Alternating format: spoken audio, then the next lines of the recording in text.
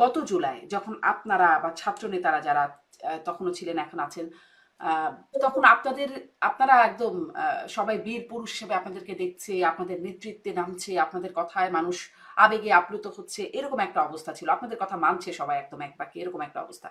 সেখান থেকে এখন এসে দেখা যাচ্ছে আপনাদের বিরুদ্ধে দুর্নীতির অভিযোগ উঠছে, আর্থিক অস্বচ্ছতার অভিযোগ উঠছে, নারী কেলেঙ্কারি, চাঁদাবাজি, টেন্ডারবাজি ইত্যাদি নানা অভিযোগ উঠছে। আপনাদের নিজেদের দলের মধ্যে থেকে আবার নিজেদের মধ্যে আরো অনেক অভিযোগ উঠছে।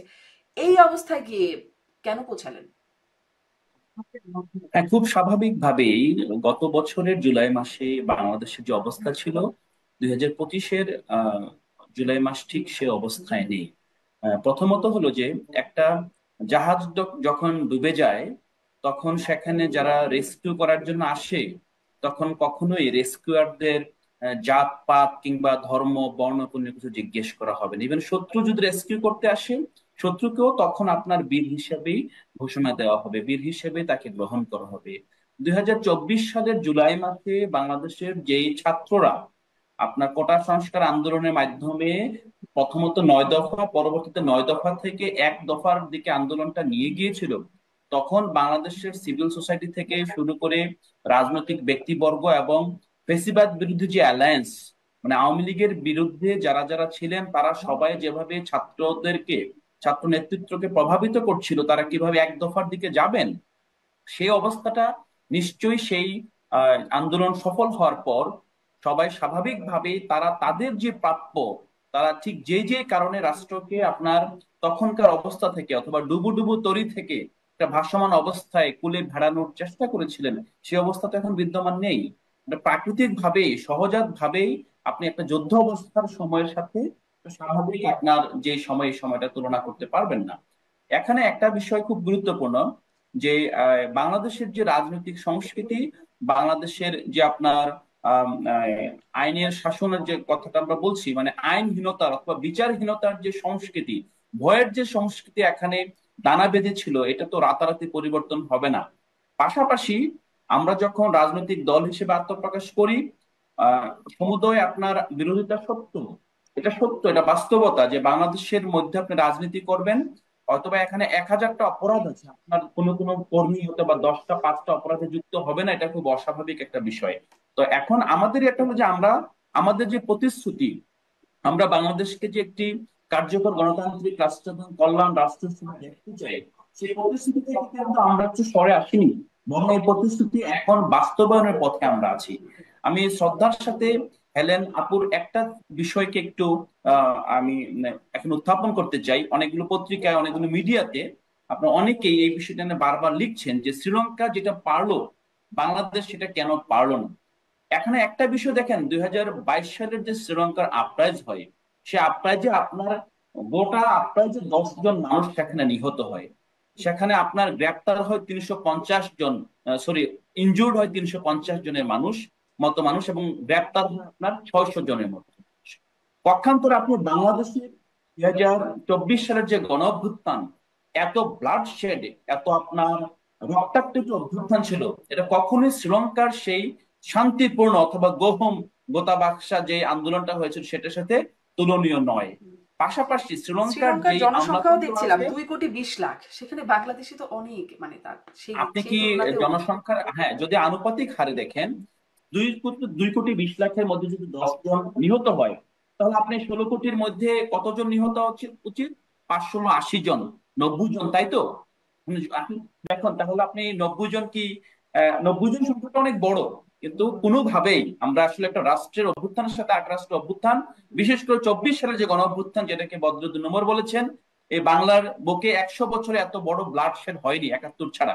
আর অবশ্যই 71টা কখনোই তুলনীয় নয়, কারণ 71টা ছিল একটি দেশের স্বাধীনতা সংগ্রাম, এবং এটা একটি দেশ আরেকটি দেশের বিরুদ্ধে এখানে যুদ্ধ করেছিল। পাশাপাশি আমরা আরেকটা বিষয় দেখি যে আপনি যেটা বলছেন যে সবাই মিলে, যে প্রশ্নটা আপনি আমাকে প্রথমেই বলেছেন যে আমরা সত্যিকার অর্থে সবাই মিলে একটা ইনক্লুসিভ বাংলাদেশ গঠন করতে চাই, ইনক্লুসিভ বাংলাদেশের জন্য যে পাঠাতন, সেই পাঠাতন আমরা নির্মাণ করতে চাই।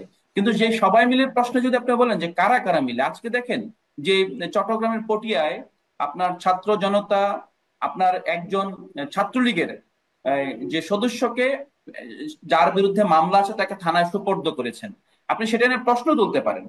পুলিশ দেখা যায় তাদেরকে ওখানে আপনার আটকে রেখে নির্যাতন করে প্রায় 40 জনের মতো আহত করে ফেলে। বর্তমানে গত 1 বছরের মধ্যে গত 24 সালের যেই গণহত্যা এখানে সংঘটিত হয়েছিল, কোট আনকোট, আমি গণহত্যা সেই অর্থে বলছি না, যে হত্যাকাণ্ড এখানে সংঘটিত হয়েছিল, সেই হত্যাকাণ্ড যারা ঘটিয়েছিল, আপনি কি গত 1 বছরে তাদের মধ্যে মিনিমাম আপনি রিমোর্স দেখতে পাচ্ছেন? আমরা তো আসলে তাদের মধ্যে ভুল স্বীকার করার কোনো প্রবণতা দেখতে পাচ্ছি না। বরং আমরা দেখেছি যে জুলাই মাসের আপনার বর্ষপূর্তিতে আপনার জয় এখানে বলছেন যে বাংলাদেশের জনগণ যে ভুল করেছে তারা সেই ভুল ক্ষমা করে দিতে তাদের রাজি কথা তো আছেন। বাদই দিন, আমরা তাদেরকে তো উৎখাতি করা হয়েছে, তাদের পতন হয়েছে। আপনাদের কথা, যারা আসলে সামনের দিনে লিড করার চিন্তা ভাবনা করছেন, আমি আপনাদের জায়গাটাই জানতে চাই। তারা তো এখন অনেকটাই জি জি অপ্রাসঙ্গিক বলা চলে যেতে পারে।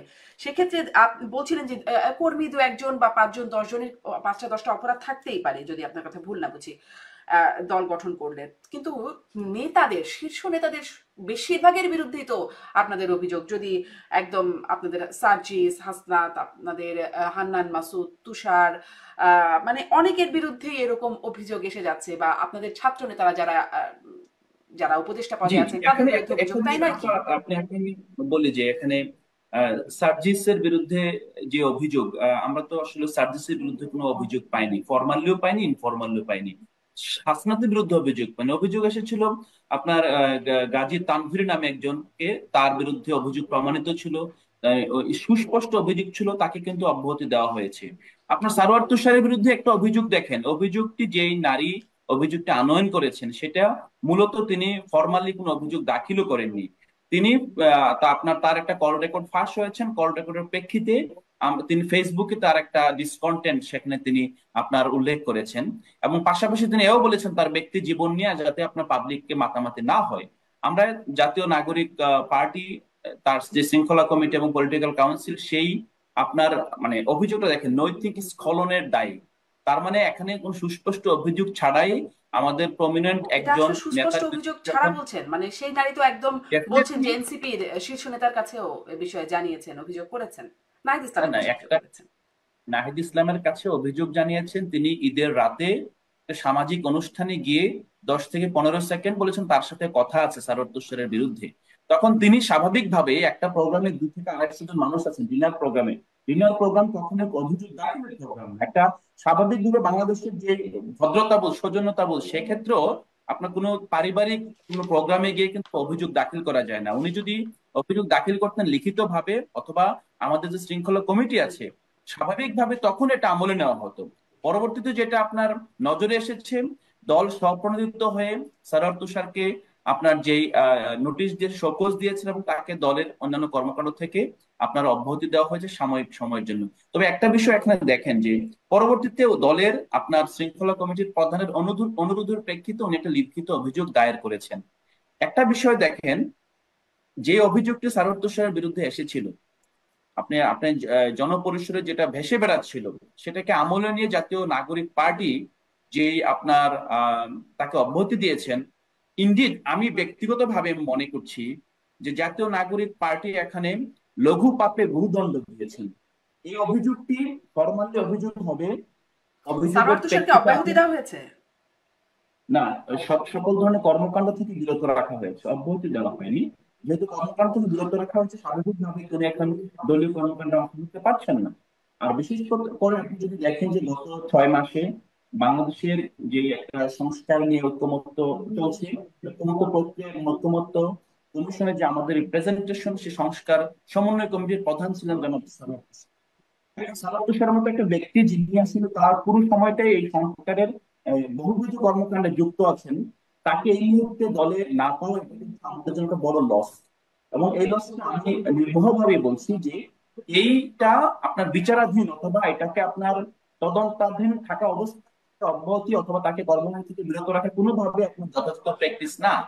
তাকে আপনি যেহেতু আপনার যেই জনাবা নীলা ইসরাফিল অভিযোগ দায়ের করেছেন, তার যেই 5 দিনের সময় দিয়েছিলেন তাকে, উনি চতুর্থ দিনের মাথায় উনি স্টেটমেন্ট দিয়েছেন। এবং যখন স্টেটমেন্ট দিয়েছেন তখন আমাদের পলিটিক্যাল কাউন্সিল তার স্টেটমেন্টকে আমলে নিয়ে একটা সিদ্ধান্তে এসেছেন। এই সিদ্ধান্তটা আসার আরো 4 দিন পরে তিনি আবার লিখিত অভিযোগ নিয়ে এসেছেন। বাংলাদেশের বর্তমান যে প্রেক্ষাপটে এটাকে খুব বেশি সেন্সিটিভ ভাবেই দেখা হচ্ছে, এটা যেমন সত্য, তো এটাও এমন সত্য যে আপনি যদি বস্তুনিষ্ঠ এবং ন্যায় বিচার যদি এস্টাবলিশ করতে চান, তাহলে জাতীয় নাগরিক পার্টিকেও আরো অনেক বেশি আপনার সংবেদনশীলতাকেও যেরকম প্রাধান্য দিতে হবে, পাশাপাশি এখানে জাস্টিস এনশিওর করার জন্য যিনি আপনার ভিকটিম অথবা যার বিরুদ্ধে অভিযোগ আসছে তার প্রতিও আপনার সুবিচার করতে হবে। জি।